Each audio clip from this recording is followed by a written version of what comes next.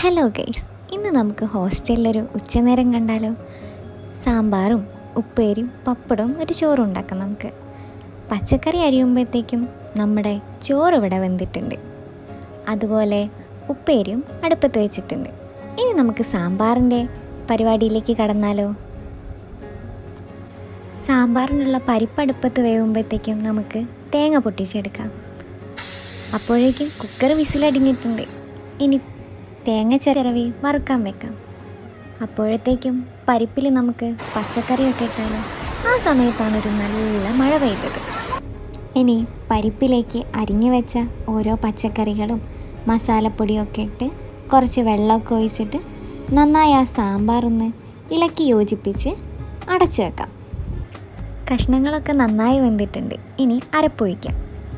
അങ്ങനെ നമ്മളെ സാമ്പാർ ഇവിടെ റെഡി ആയിട്ടുണ്ട്. ഇനി ഒന്ന് ടേസ്റ്റ് ചെയ്ത് നോക്കിയാലോ? അവസാനമായിട്ടൊരു പപ്പടം കൂടെ കാച്ചിയാലോ? സാമ്പാറുള്ള സമയത്ത് ഇലയിൽ ചോറ് കഴിക്കാനല്ലേ കുറച്ചും കൂടെ രസം. എല്ലാവർക്കും വിശപ്പുള്ളതുകൊണ്ട് ഞങ്ങൾ സാമ്പാർ ആയ ഉടനെ തന്നെ ഭക്ഷണം കഴിച്ചായിരുന്നു. പെട്ടെന്ന് ഉണ്ടാക്കിയതാണെങ്കിലും എല്ലാവരും നല്ല ആസ്വദിച്ച് തന്നെയാണെന്ന് ഭക്ഷണം കഴിച്ചിട്ടുണ്ടായിരുന്നത്.